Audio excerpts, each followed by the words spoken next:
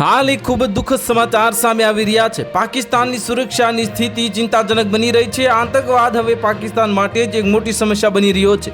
આ વાસ્તવમાં ખુશદાર નજીક કરાચી ક્વેટા હાઈવે પર સેનાના કાફલાને વિસ્ફોટક ઉપકરણથી નિશાન બનાવવામાં આવ્યો હતો। આમાં 32 પાકિસ્તાની સૈનિકો માર્યા ગયા અને ડઝનબંધ ઘાયલ થયા। પાકિસ્તાનના દૂરના વિસ્તારોમાં આવી ઘટનાઓ સામાન્ય હતી, પરંતુ હવે મોટા શહેરોમાં પણ હુમલા થવા લાગ્યા છે। આવી સ્થિતિમાં સુરક્ષાને લઈને સ્થિતિ ખૂબ જ ચિંતાજનક બની ગઈ છે અને આ સ્થાનિક મીડિયા રિપોર્ટ અનુસાર આ હુમલો કરાચી ક્વેટા હાઈવે પર પાર્ક કરેલી કારમાં થયો હતો। આ અહેવાલો અનુસાર આ કાફલામાં 8 સેનાના વાહનોનો સમાવેશ થતો હતો।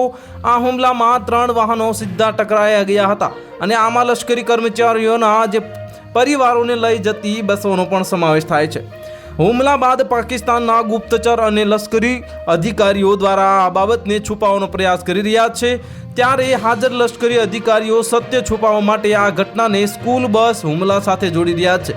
તમને જણાવી દઈએ કે આ 21 મેના રોજ કરાચી ક્વેટા હાઈવે પર બીજો હુમલો થયો હતો। આ હુમલો બલુચિસ્તાન નજીક ક્વેટા કરાચી હાઈવે પર થયો હતો।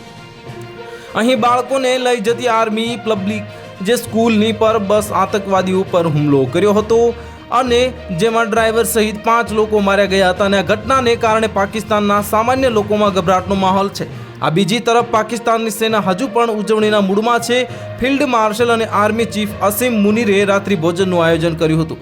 તો હાલ માટે આટલું જ। મળીશું નવી અપડેટ સાથે। જો તમને અમારા વિડીયો પસંદ આવતા હોય તો વિડીયોને લાઇક કરી દેજો, ચેનલને સબસ્ક્રાઇબ કરી બાજુમાં આવેલા બેલ આઇકનને દબાવી દો, જેથી તમને આવા સમાચારની અપડેટ મળતી રહે।